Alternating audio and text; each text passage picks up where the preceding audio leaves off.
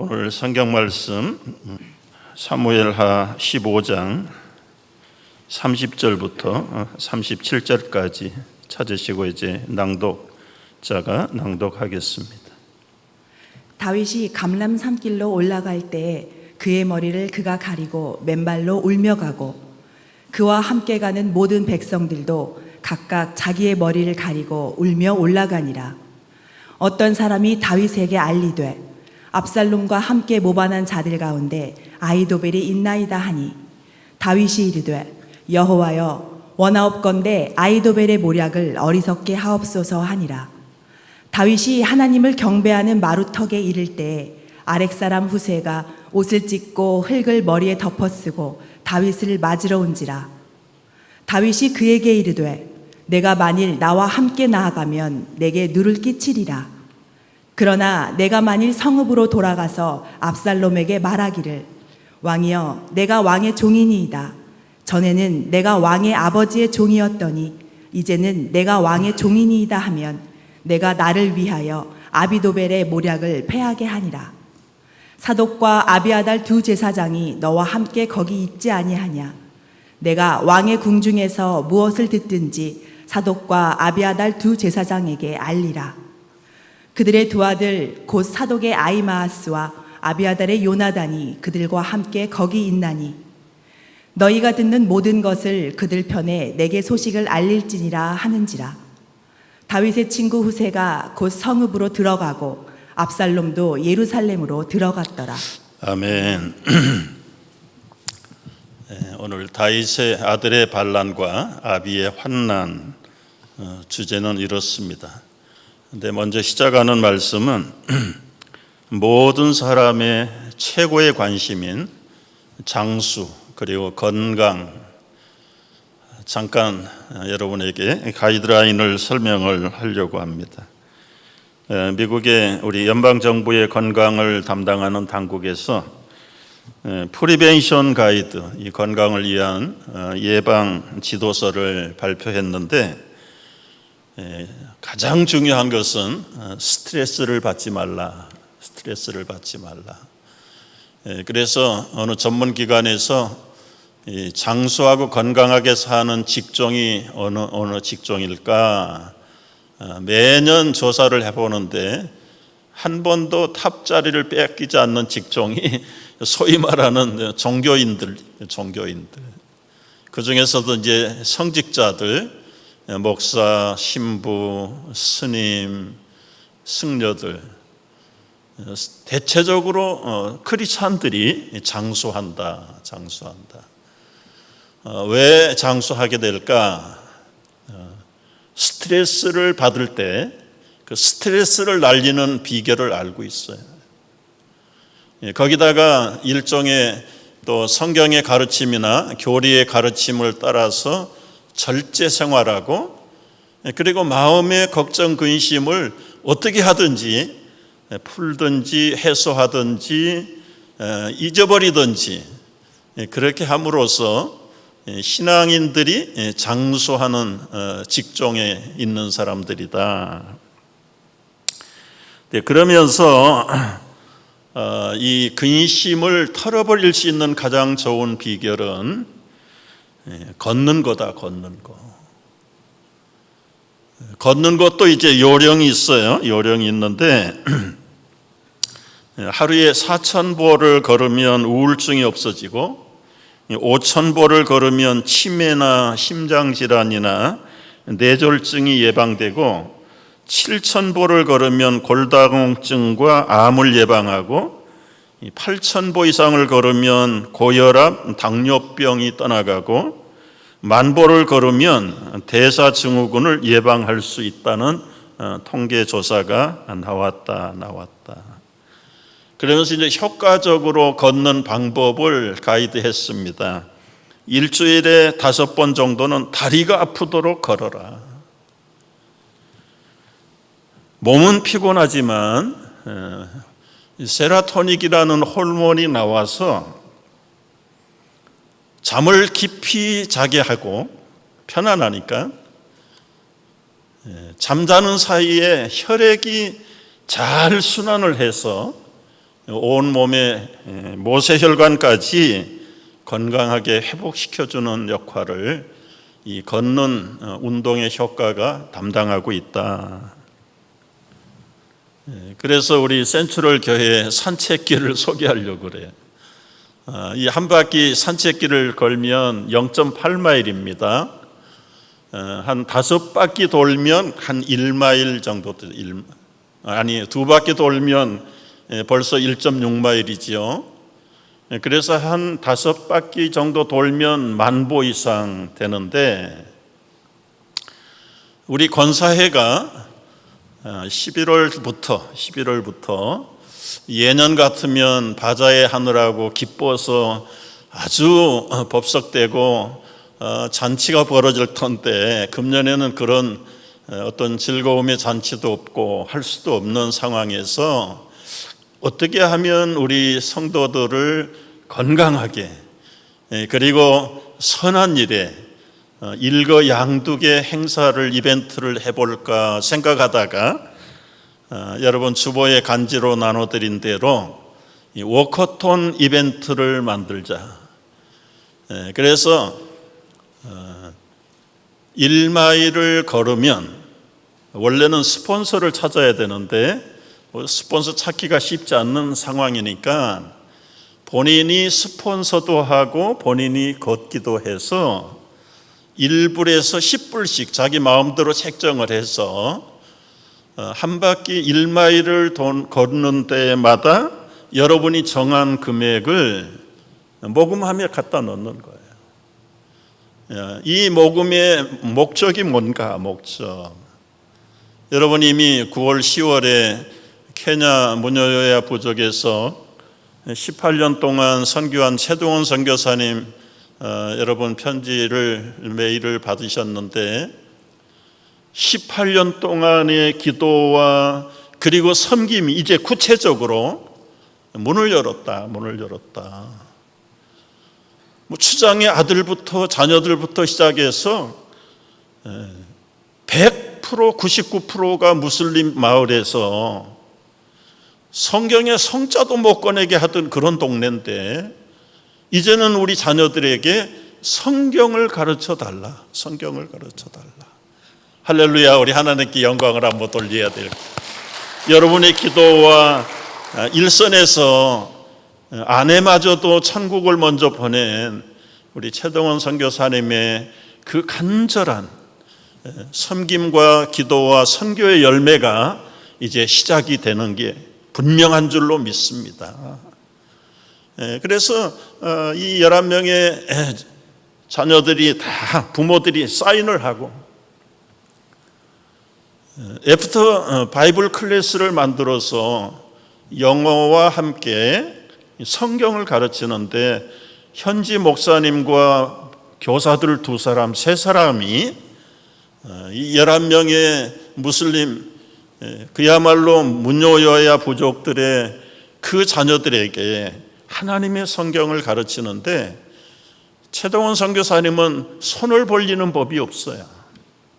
그렇다고 뭐가 부족하다고 말하는 적도 없어요. 그런데 한국에서, 미국에서, 군데군데에서 때를 따라서 이렇게 보내요. 때로는 작은 금액이 아닙니다. 하나님이 하시는 일이죠. 근데 이제 저희 파송교회에서 그저 남들이 돕는다고 나 몰라라 하고, 물론 우리 매달 정기적으로 후원하는 선교비를 꼬박꼬박 보내는 건 있지만, 여러분 우리 가정의 가게나 선교의 사역에도 정한 거 가지고는 언제나 보면 부족하잖아요. 그래서 우리가 이 워커톤 이벤트를 통해서 일거양득이죠. 내 건강 챙기고 그리고 뜻있는 하나님의 사역에 동참하면 좋겠다. 여러분이 간지를 잘 참조하시고, 이제 내일 아니라 다음 내일부터 해도 괜찮겠죠.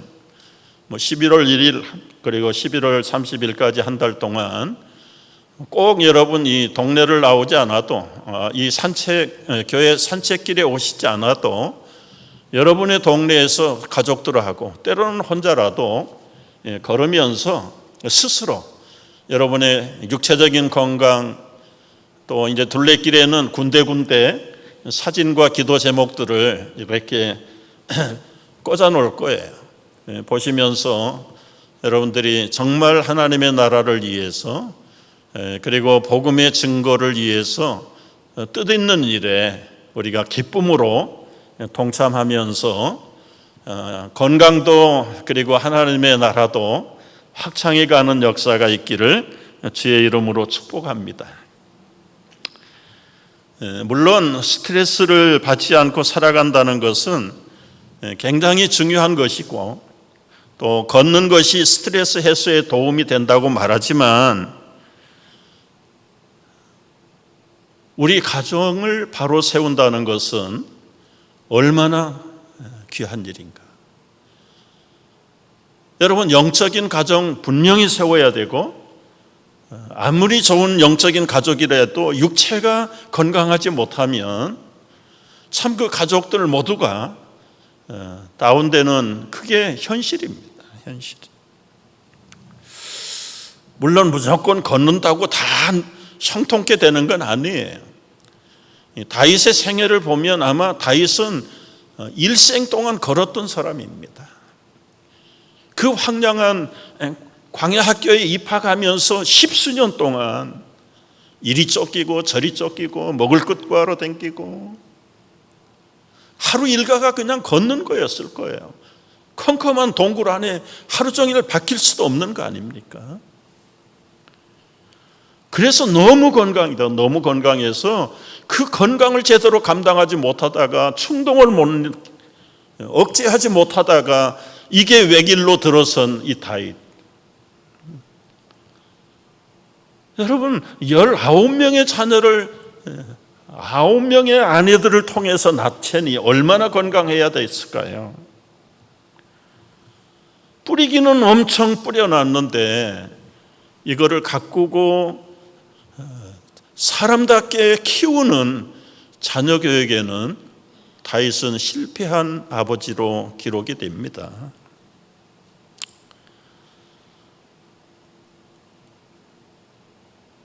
한 형제들 속에서 이 엄청난 사고가 일어났을 때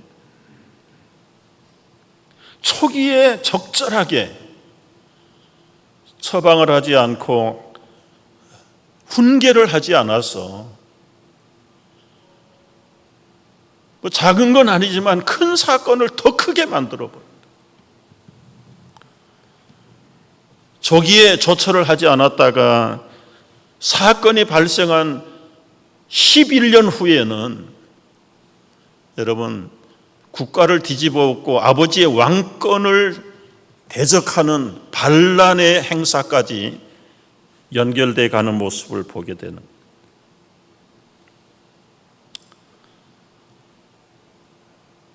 순간의 충동으로 끔찍한 범죄를 했던 다윗이 철저하게 통곡하고 회개는 했지만, 하나님은 그 죄를 용서했지만 이미 엎질러진 물을 걷어 담을 수 없는 것처럼 그 죄악으로 인해서 용서를 받긴 했지만 이미 그 죄가 자녀들의 영성에 깊이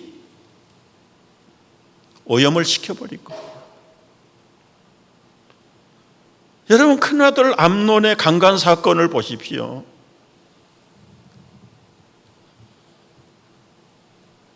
압살롬의 형을 죽이는 살인 사건을 보십시오. 이것이 어쩌면 아버지 다윗에게서 오염받은 영향의 결과입니다.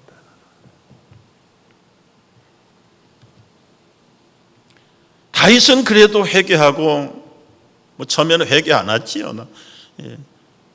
자연스럽게 알리바이를 성립하면서 넘어가려고 했. 그러나 하나님께서 마누리 여김을 받지 않아 선지자 나단을 통해서 정식으로 정죄함을 지적받을 때 다윗이 철저하게 회개해요. 다윗의 죄가 말갛게 씻김을 받았는데 그 죄의 오염들이 알게 모르게 자녀들 속에, 아들들 속에 아주 각인돼 버렸다. 각인. 그래도 다윗은 회개하고 밧세바를 정식으로 자기 아내로 맞아들이긴 했는데 버림받은 다말, 공주의 새 출발했다는 기록이 없어요.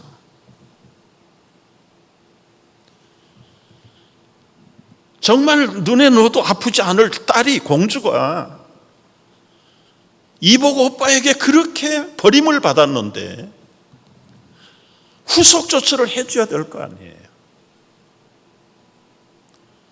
그런데 성경에는 다말에 대한 기록이 더 이상 나타나지 않는 걸 보면 이 다윗의 아비로서의 무책임함이 굉장히 크게 크로스업되는 부분들이, 뿐만 아니라 암논이 강간하는 사건은 아비 다윗은 충동적으로 순간적으로 저질러진 일이라고 봐죠. 그러나 이 아들놈이 하는 걸 보면 치밀하게 계획을 세웁니다. 아주 각본을 썼어요. 압살롬이 자기 형을 죽이는 것도 아마 한 5년 동안 치밀하게 계획을 세워요. 그리고 이 두 사건의 끔찍한 현장에는 아비 다윗을 공범으로 집어넣었어요. 공주 다말에게 음식을 만들어서 오빠에게 갖다 주라고 지시한 사람이 다윗입니다. 아비입니다. 압살롬의 목장에서 왕자들을 초청할 때도 꺼리고 안 가려고 하는 다른 왕자들을 가게 한 것도 아비 다윗 왕이었어요.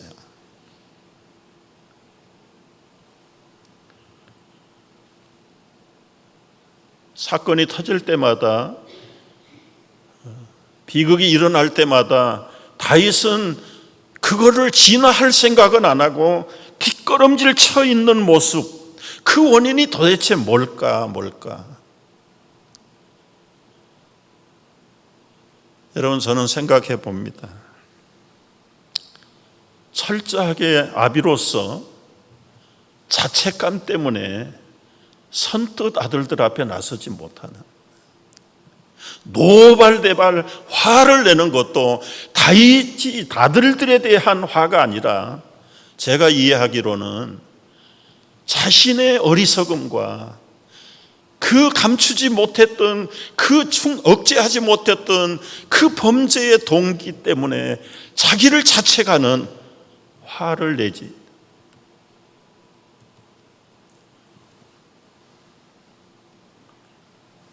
결국은 적절하게 훈육하지 못하고 대책을 세우지 못했던 그 아들 압살롬이, 그 누이 사건이 벌어진 지 계산해 보면 11년 됐어요. 11년이 지나도록 아비로서 책망을 하든지 격려를 하든지 완전히 풀어주든지 아니면 아주 형을 내리든지 했어야 되는데 대책 없이 지나가는 11년. 결국은 이제 압살롬이 아버지 왕권에 도전하는 반란을 계획합니다. 15장에는 압살롬이 반역을 준비하는 과정들을 아주 자세하게 기록을 했어요. 15장 1절을 보십시오. 그 후에 아비하고 한 번 마지 못해서 불러다가 끌어안고 자기 집으로 돌려보내고 나서는요, 그 다음에 보지 않았어요. 아버지 앞에 나타나지 못하게 했어요. 그 기간이 얼마입니까? 7절을 보십시오. 4년 만에 압살롬이 왕에게 나옵니다. 그 4년 동안 뭘 했어요? 15장 1절에 보면은 왕들이 행차할 때 호위병 50명 근위대를 갖추고 병거와 준마를 갖추는데 이제 압살롬은 외적으로 드러내지 않고 숨기지 않고 자신이 이제는 왕권을 이을 자라는 것을 아주 외부에 과시하는 마음의 결단이 이 호위병 50명을 준비합니다.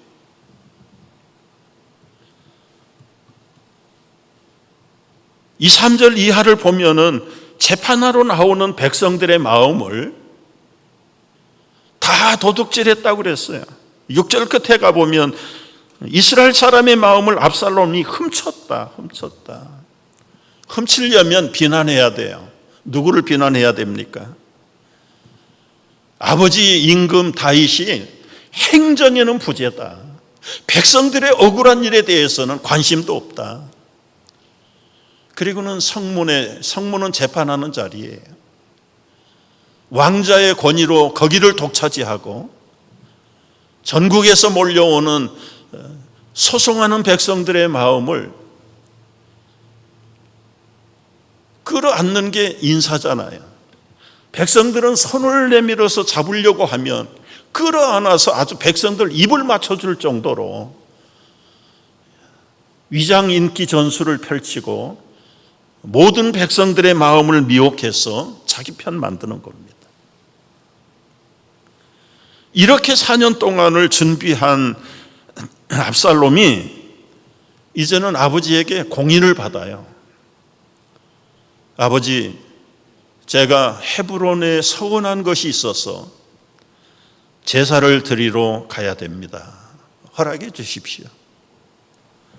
서원 제사를 드린다는데 아비가 내용이 뭔지 물어보지도 않고, 이 다윗은 참 아들 바본지 그저 아들들이 하는 대로 그냥 놔두는 거예요. 뭐라고 지내는지, 뭘 생각하는지, 무엇을 계획하는지에 대해서 묻지도 않고 예스에 그냥 예스.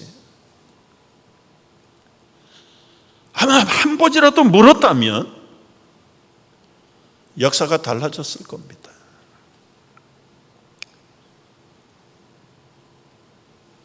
평안히 가라. 잘 갔다 와라. 9절에서 왕이 허락을 합니다. 여러분, 이 압살롬이 헤브론에 갈 때는 목적이 두 가지가 있었습니다. 처음에 다윗이 왕이 그리고 첫 번 수도가 헤브론이에요. 유다 지파의 본고장입니다. 그런데 통일 이스라엘의 왕이 되었을 때 7년 동안 수도로 삼았던 헤브론을 떠나서 수도를 옮기죠. 예루살렘으로 옮깁니다. 여러분, 옛날이나 지금 사람들이나 지역 중심 감정이라는 게 있어요. 우리 이 지역을 수도로 버려? 거기에 대한 실망감, 상실감. 그리고는 우리 지파보다는 12지파를 끌어안고 새 나라를 건설하는 다윗이 유다 지파들에게는 못마땅하게 여겨졌던 겁니다. 실망하는 유다 지파들 속에 헤브론이, 압살롬이 돌아와서, 여러분, 저는 내 고향 태어난 곳에 돌아와서 여러분을 섬길 것입니다. 얼마나 약점을 잘 이용합니까? 그리고는 거기에서 왕의 즉위식을 베풀어요. 10절에 보면은 못 모르는 각 지파의 대표들 200명까지 동행했습니다. 이 200명의 귀빈들, 모든 지파들의 대표들은 영문도 모르고 단순히 왕자 압살롬이 소총을 하니까 참여했다가 나팔을 불고 왕의 즉위식을 하는 모습을 보면서 이게 큰일 났어요. 우왕좌왕합니다. 우왕좌왕해요. 그걸 미리 내다봤던 압살롬은 12절에 보면은 다윗 왕의 특별 자문관인 아히도벨을 자기의 자문관으로 영입을 합니다.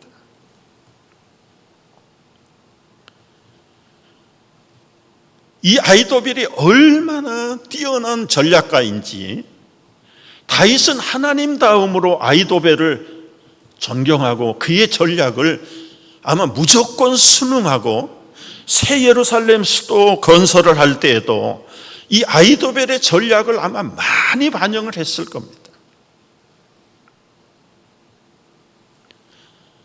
그런 국가의 최고의 원로 자문 아히도벨을 압살롬이 업었으니까 많은 지파들의 대표들도 일종의 이제 모든 왕권은 압살롬에게 기울었구나.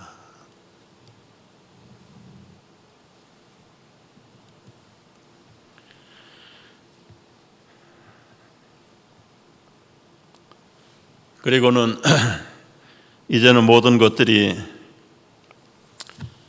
다 갖췄다고 생각을 하고 형식적으로 압살롬은 자기가 왕으로 기름을 부음 받기도 했고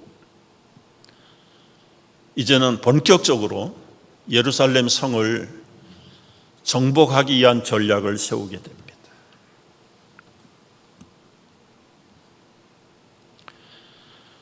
여러분 12절을 보십시오.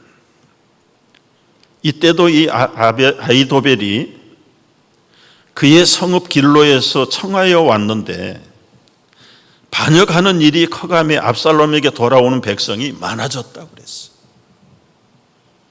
이 압살롬의 후광, 그 다음에 이 아히도벨의 후광을 받아가지고 긴가민가 한 사람들도 압살롬 편에 많이 가담을 하게 됐다.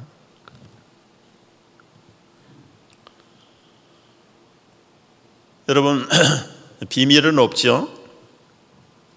13절 보면은 전령이 다윗에게 와서 보고합니다. 이스라엘의 인심 모두가 다 압살롬에게 돌아갔습니다. 이때부터 14절 보면 다윗은 허겁지겁 예루살렘 성을 뒤로 하고 피난을 떠나게 됩니다.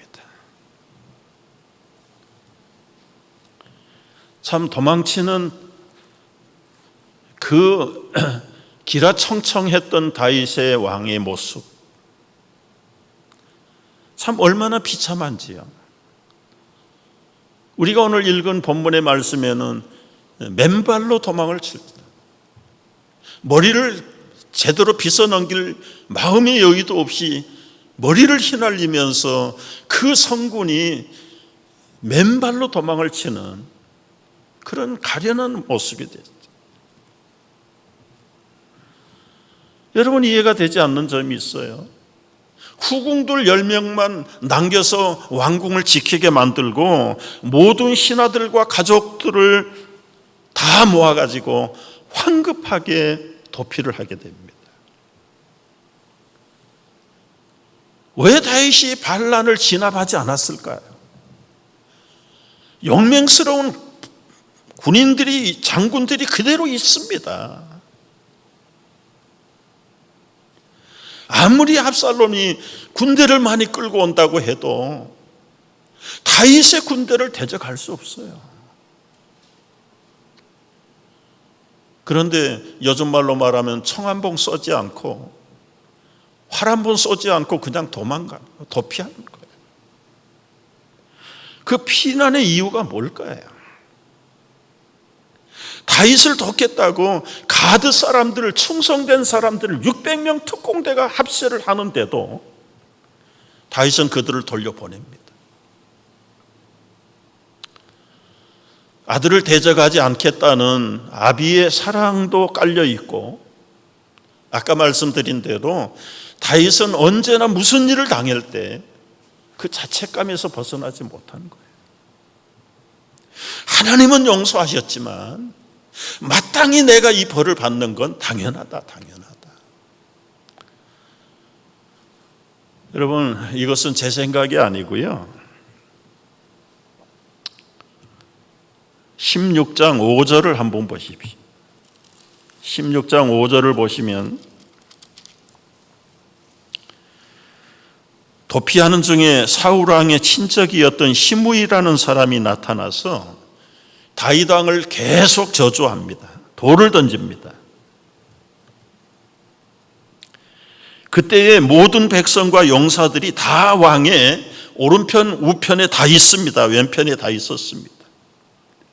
7절을 보십시오. 16장 7절을 보면은 피 흘린 자여 사악한 자여 가거라 가거라, 입에 담지 못할 저주를 이 시므이라는 자가 다윗 임금을 향해서 퍼붓습니다. 8절에 보면 사울의 모든 족속의 피를 여호와께서 내게로 돌리셨도다. 그를 이어서 네가 왕이 됐지만 하나님께서 나라를 내 아들 압살롬의 손에 넘기셨도다. 보라, 너는 피를 흘린 자이므로 화를 자초한 것이 마땅하다. 듣고 있을 수 없던 스루의 아들 아비새가 장군입니다. 다윗 왕에게 여쭙니다. 이 죽은 개가 어찌 내 주 왕을 저주합니까? 허락하십시오. 내가 건너가서 그의 머리를 베버리겠습니다. 그때 10절 말씀이세요. 다윗 왕이 이렇게 말합니다. 스루의 아들들아, 내가 너희와 무슨 상관이 있느냐? 그가 저주하는 것은 여호와께서 그에게 다윗을 저주하라 하심이 아니니 하심이니 네가 어찌 그리할 자 누구겠느냐? 11절 또 다윗이 아비새와 모든 신하들에게 이르되 내 몸에서 난 아들도 내 생명을 해하려 하거든 하물며 이 베냐민 사람이랴? 여호와께서 그에게 명하신 것이니 그가 저주하게 버려두라. 이 고백을 근거로 보면 아들들이 반란을 일으켜도 살인을 해도 그야말로 성적인 폭력을 행해도 아무 소리 하지 못했던 그 주요 원인이 뭘까? 지금 여기서 기록된 대로 하나님 앞에 내가 벌 받는 게 당연하다. 그래서 지금 압살롬이 반란을 일으켰는데도 대적하지 않고 그냥 도망가는 겁니다.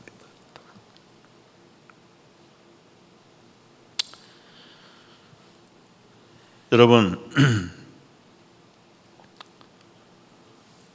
저는 이 말씀을 묵상하면서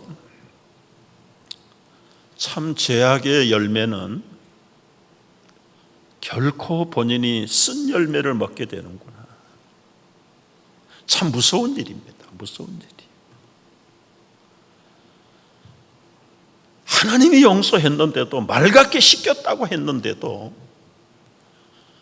아비 다윗의 마음에는 그 자책감을 떨쳐버리지 못하고, 이걸 묵상하면서 여러분에게 나누고 싶은 이야기가 있습니다. 어떤 경우라도 죄는, 악은 모양이나 흉내라도 내서는 안 된다는 것이죠.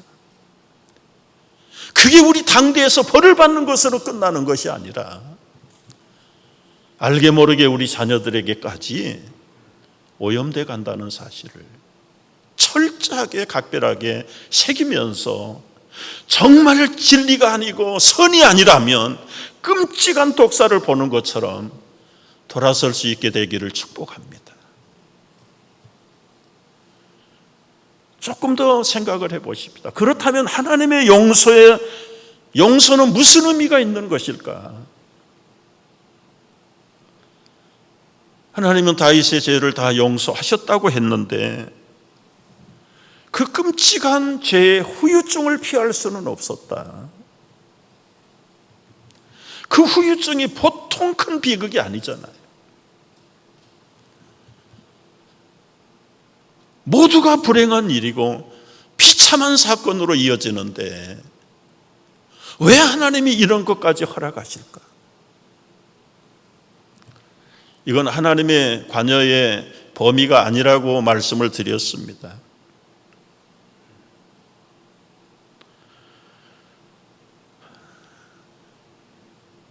비극이 일어나고 불행한 사건이 주변에서 신변에서 당할 그때에 여러분, 우리는 참 자기를 자책하지만 거기에 숨은 하나님의 선한 뜻이 있습니다. 아니, 그런 상황 속에 무슨 선한 뜻이요? 근데 보십시오. 평소에는 몰랐어요. 오른팔, 왼팔, 앞뒤에 있는 내 정말 생명 같은 사람들이 다 내 편인 줄 알았지요. 그런데 그들 속에 또아리를 틀고 있는 이 도전과 배신의 문제들이 무사할 때는 드러나지 않는데, 이런 난세를 통해서 진이를 구별하게 되는 것, 누가 선하고 누가 악한 사람인지 확실하게 드러내는 그 기회가 바로 이 반란이라는 난세를 통해서 옥석을 가리는 거야. 어느 게 옥이고 어느 게 돌이.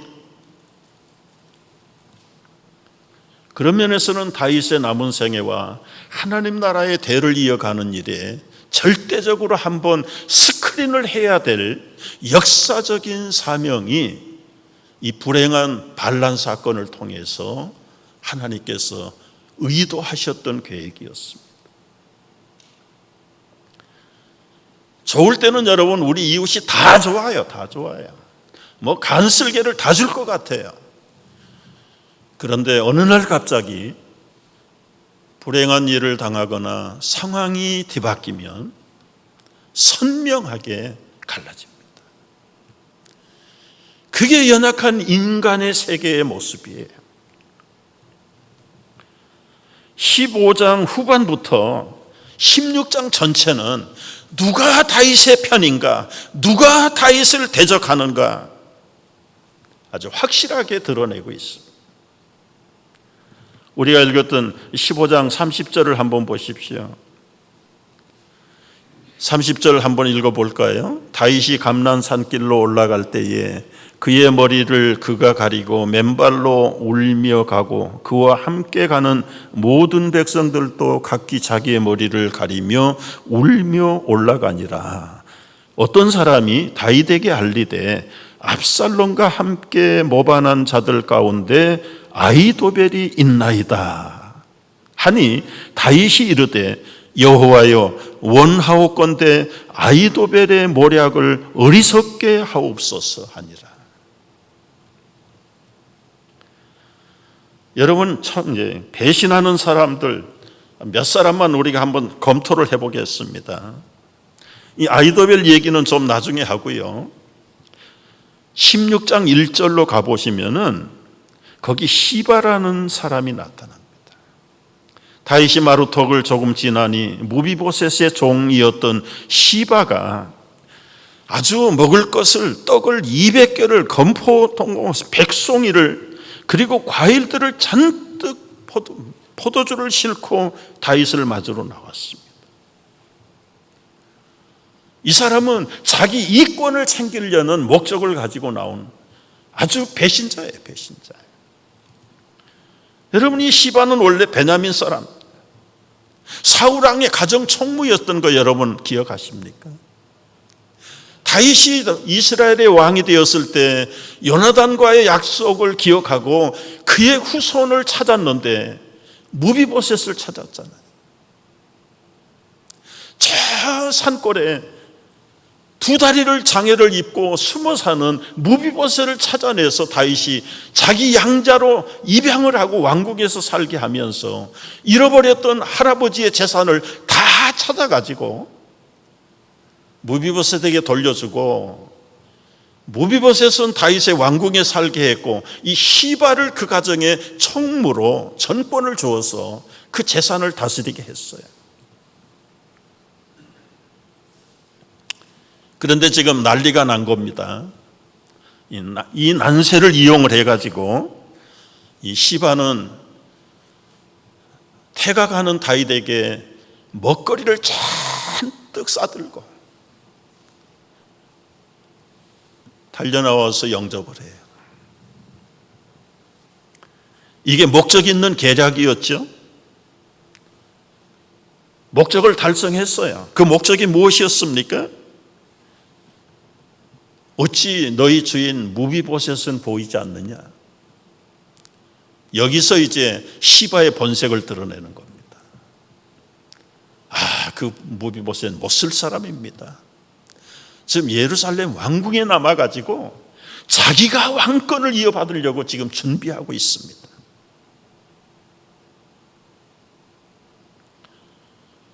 여러분, 두 다리 보행의 장애를 갖는 무비보셋이 누가 도와주지 않으면 피할 수 없는 그런 딱한 처지잖아요. 도와서 피난을 해줄 시바라는 이 부하가 자기 주인을 모실 생각 안 하고 이런 난세를 이용을 해서 피난 가지 못하고 남아있는 무비보셋을 아주 모략을 했다. 모략. 지금 상황인지라 확인을 할 수 없는 상황입니다. 그런데 이 다윗은 쫓기는 마당에 선의를 베풀고 나온 시바의 행동을 보고 그 모든 재산을 시바의 명의로 임명하도록 허락을 해버립니다.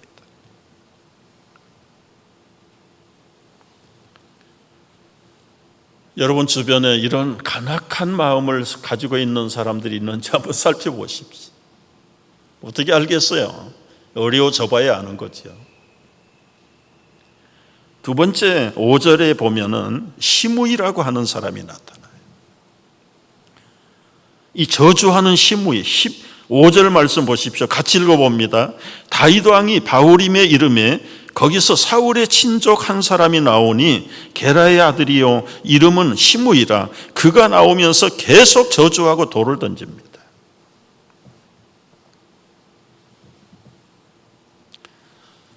이 사람의 도전하는 마음은 그야말로 자기 지파 종족 배신감을 참지 못하는 거예요. 네가 베냐민 지파 사울의 왕권을 뺏어 다윗을 섬기면서도 그 악감, 그 지방색, 그 종족의 원한. 여러분, 사람은 옛날이나 지금이나 변하지 않는 것 같아요. 자기 동창이고 자기 고향 사람은 무조건 용서입니다. 지금 시므이가 그런 사람이에요.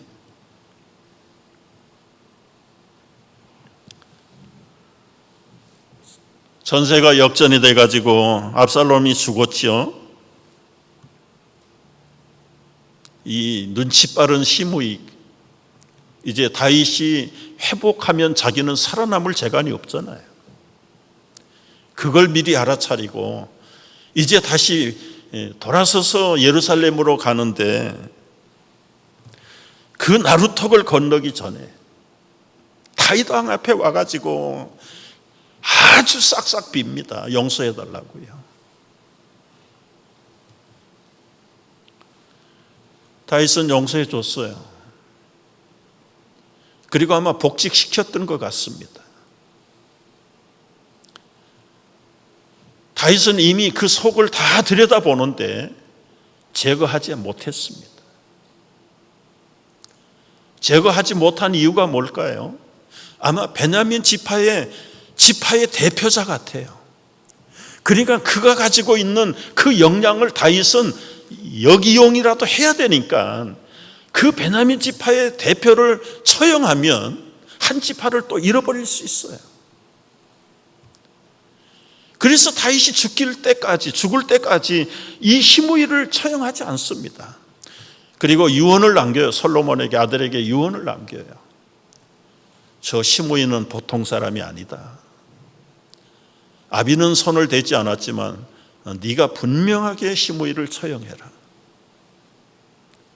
다윗은 죽고 솔로몬이 시므이를 그대로 그저 캐비넷 멤버로 끌어안았습니다. 그리고 솔로몬도 그를 죽이지 않습니다. 그러나 아버지의 유언이 지켜져야 되니까 예의주시하면서 주거 제한을 둔 거야. 당신은 예루살렘 성을 벗어나면 안 됩니다.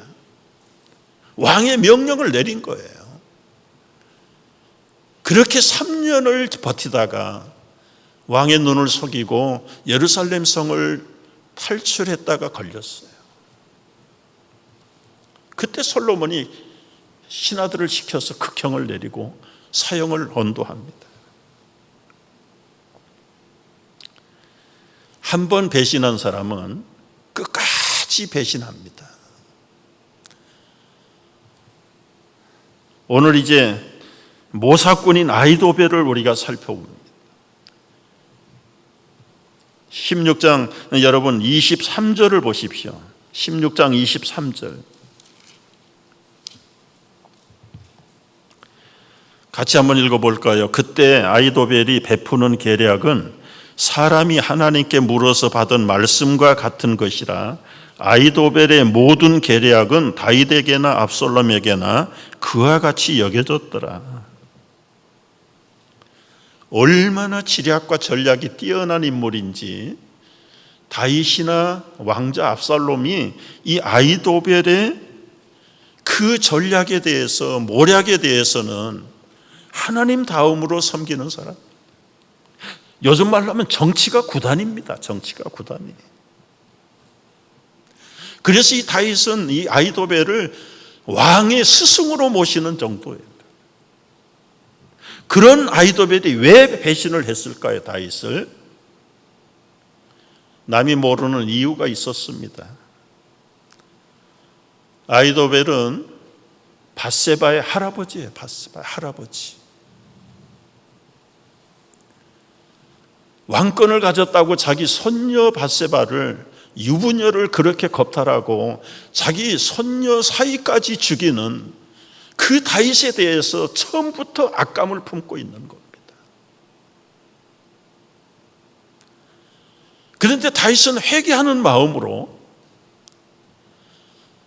밧세바의 집안에 이렇게 출중한 인물이 있다는 걸 알고 자기 왕의 스승으로 초빙을 한 거예요. 자기 죄에 대한 어떤 면에서의 보상이라고 봐야 됩니다. 그러면 그 선한 마음을 그대로 받아서 아히도벨도 풀어야 되는데, 정치가 구단이니까, 머리가 뛰어난 사람이니까 이 다윗을 내가 제거하고 실제로 왕은 되지 못하지만 실세 노릇을 언젠가는 해야 되겠다.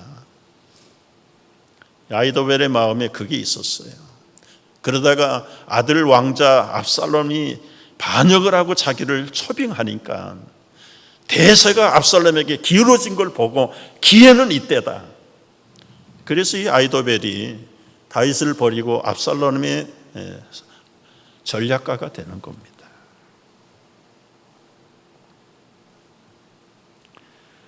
압살롬의 모사가 된 아히도벨의 전략, 1차 전략이 무엇이었습니까?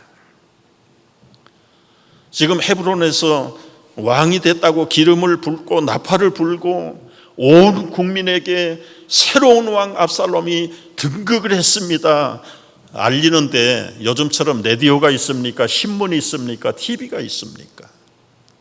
도대체 이게 백성들에게 알려지지 않는 거예요.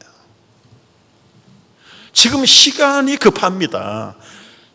국가 전체의 여론을 뒤집어서 압살롬을 띄워야 자기가 압살롬의 꼭대기에 올라서는데 방법이 없잖아요. 네.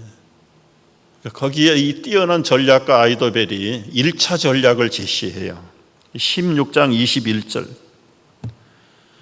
아히도벨이 압살롬에게 이르되 왕의 아버지가 남겨두어 왕궁을 지키야 한 후궁들과 더불어 동침하소서. 그리하면 왕께서 왕의 아버지가 미워하는 바 됨을 온 이스라엘이 들으리니 왕과 함께 있는 모든 사람의 힘이 더욱 강하여지리이다. 여러분, 역시 아히도벨의 전략이 적중을 했어요. 옛날이나 지금이나 사람들은 이 성에 대한 문제는 아주 민감해요. 금세 입소문이 퍼진 거예요.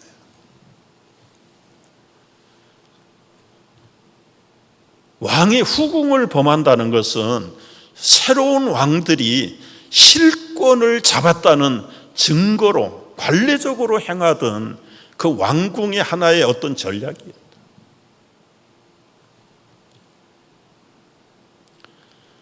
압살롬을 따르던 지지자들도 지금 확신이 없어요. 이러다가 이게 압살롬이 사상누각이 돼버리면 우리는 어떻게 되나. 불안한 겁니다. 따르긴 따르는데도. 그러니까 일거양득의 전략을 세운 거죠. 온 백성들로 하여금 압살롬 왕의 지위를 확고하게 알리는 것과 그를 추종하는 추종자들에게도 여기 보니까 더 강하게 힘이 강해지는 전략이 이 후궁을 범하는 겁니다.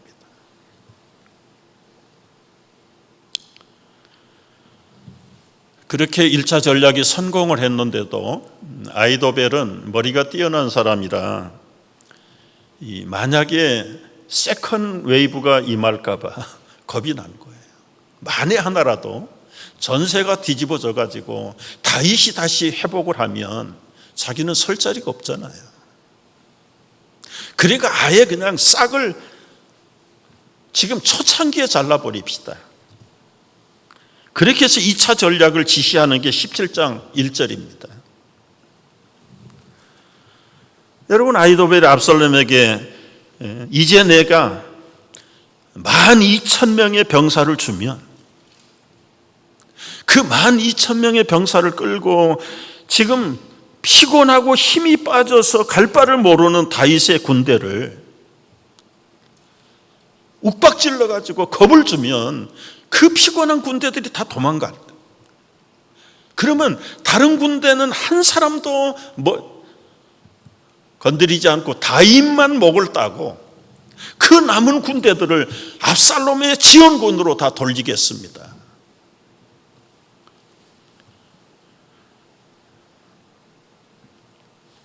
사절 보십시오. 압살롬이 이 전략에 이스라엘 장로들과 다 그 말을 옳게 여겼다. 여러분, 이 전략, 2차 전략이 성공했으면 다윗은 끝나는 거죠. 압살롬도 압살롬의 장관들도 이 아히도벨의 전략을 찬성했어요. 그런데 하나님은 아히도벨의 머리보다 뛰어나신 분이잖아요. 그대로 놔두지 않았어요. 17장 5절을 보십시오. 압살롬이 이르되 아렉 사람 후세도 부릅시다. 우리가 이제 그의 말도 들어봐야 되지 않겠습니까? 여러분, 이 후세는 누굽니까? 후세는 다윗의 진실한 친구예요. 다윗이 태가 가면서 마루턱이라는 게 여러분 얼마나 참 걷기도 힘든 그 언덕길을 헉헉거리면서 맨발로 머리를 풀고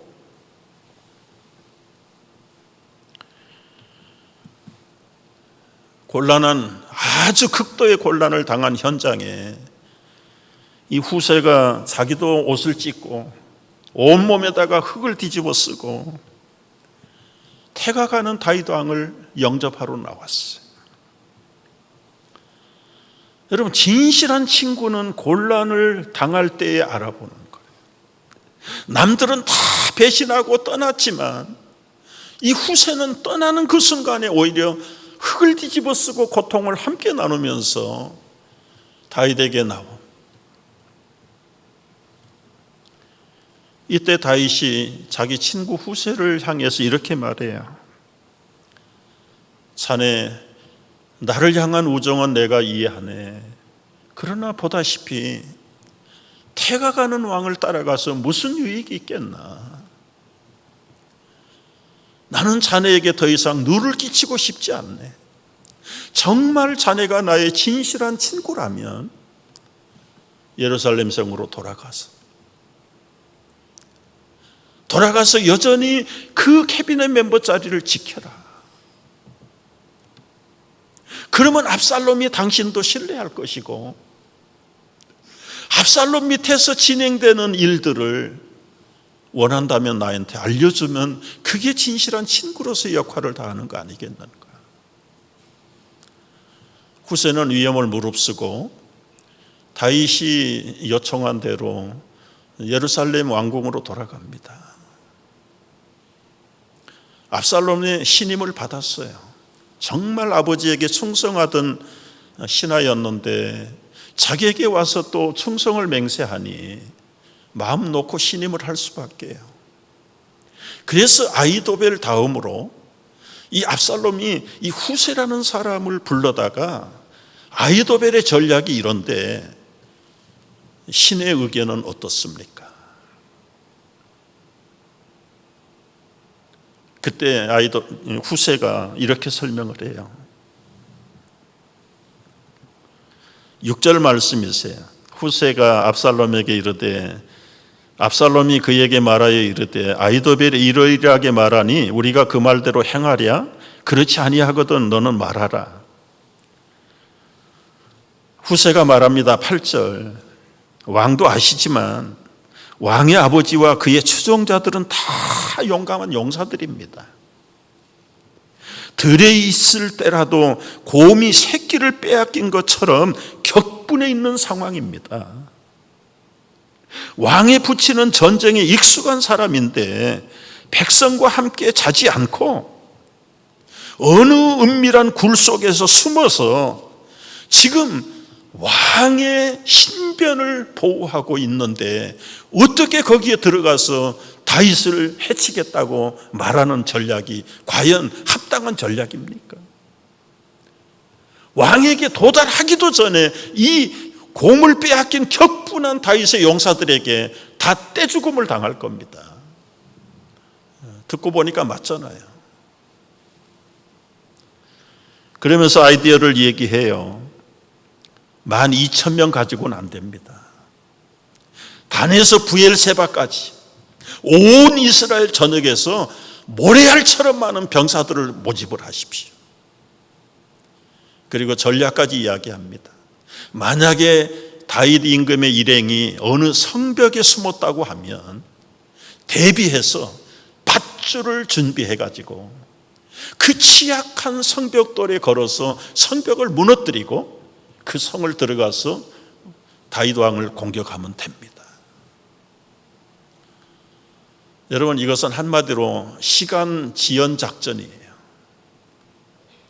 지금 아히도벨은 12,000명만 데리고 급습을 해가지고 죽이려고 했던 건데 이 후세는 전국에서 병사들을 모집하고 그리고는 밧줄을 준비하고 시간을 벌어가지고 그 시간에 자기 사람을 피난가 있는 다윗에게 메시지를 보냅니다. 빨리 강을 건너가십시오. 지금 여기서 강 건너기 전에 다윗의 일행을 급습하려고 지금 만전의 태세를 다 갖추고 있습니다. 다윗은 그 메시지를 받고 급히 서둘러서 한 사람도 남기지 않고 강을 건너서 피신하게 됩니다.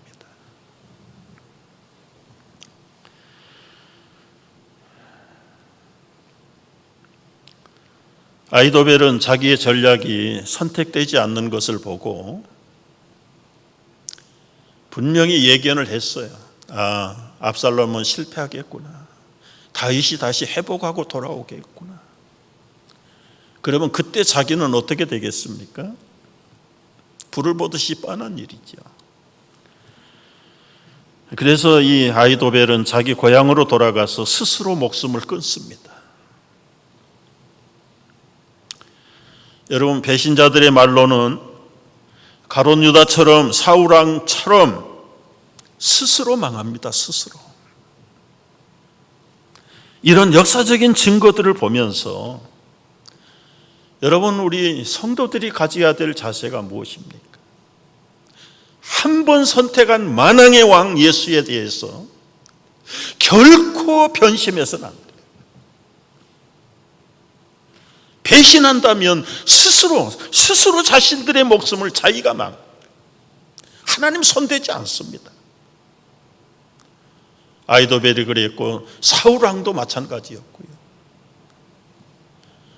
가룟 유다 보십시오. 우리는 끝까지 진리 편에 서서 당당하게 날아갈 수 있기를 주님의 이름으로 축복합니다. 마지막 하나 말씀드리고 싶어요. 이 악인들도 하나님의 쓰심에 합당한 사람이라는 것. 누군가 가룟 유다가 그 역할을 해야 됐는데 나는 아니어야 되는 거 아니에요. 왜 내가 그 악인의 자리에 대역을 해야 될까요? 우리는 결코 그럴 수 없어요.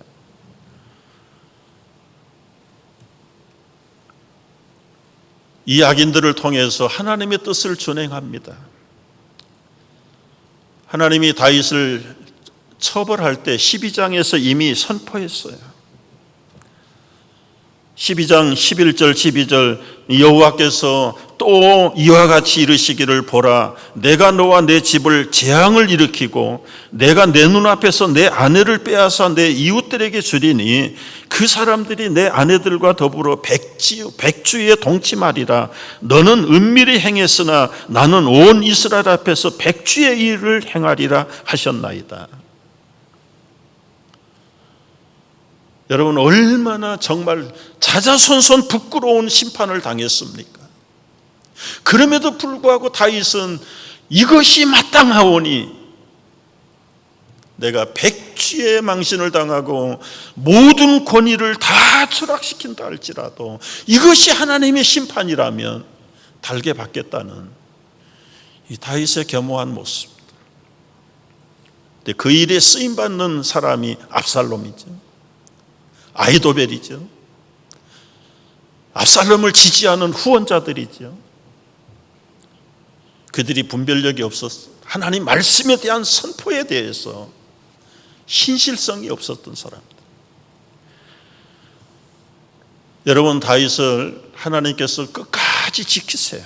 또 다윗의 입장에서 볼 때는 어떤 상황 속에서 위기 속에서도 결코 하나님을 배반하지 않는 사람. 마지막 결론에 시편 91편 1절을 읽고 기도하겠습니다. 91편 여호와를 향하여 말하기를 그는 피난처시요 나의 요새요 내가 의뢰하는 하나님이라 하리니 이는 그가 너를 새 사냥꾼의 올무에서와 심한 전염병에서 건지실 것이미로다. 여러분 어떤 위급한 상황이 올지라도 결코 하나님이 나의 피난처요 그분이 우리의 요새라는 사실, 그분이 궁극적인 의뢰자라는 사실을 분명하게 고백하고 그렇게 살아가는 오늘의 다윗들이 되시기를 주의 이름으로 축복합니다. 기도하겠습니다.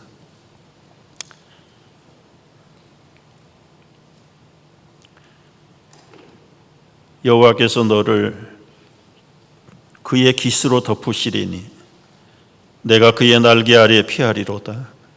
그의 진실하심은 방패와 선방패가 되시나니 너는 밤에 찾아오는 공포와 낮에 날아드는 화살과 어두울 때 퍼지는 전염병 밝을 때 닥쳐오는 재앙을 두려워하지 아니하리로다. 1000명이 내 왼쪽에서 10,000명이 내 오른쪽에서 엎드려지나 이 재앙이 내게 가까이 하지 못하리로다. 오직 너는 똑똑히 보리니 악인들의 보응을 내가 보리라. 내가 말하기를 여호와는 나의 피난처시라 하고 지존자를 나의 거처로 삼았으므로 화가 내게 미치지 못하며 재앙이 내 장막에 가까이 오지 못하리라. 다윗이 의지했던 그 하나님, 나의 하나님, 우리의 하나님으로 믿어 의심치 않고 우리 평생 주님만을 의지하며 그분께 피하며 하나님만을 의지하며 살기로 결단합니다. 고백하고 나아가는 귀한 성도들 속에 생명사계 속에 주님의 거룩하신 능력 속에 한 주간도 감추시고 인도하시고 보호해 주실 줄을 믿습니다. 예수님의 이름으로 기도하옵나이다. 아멘.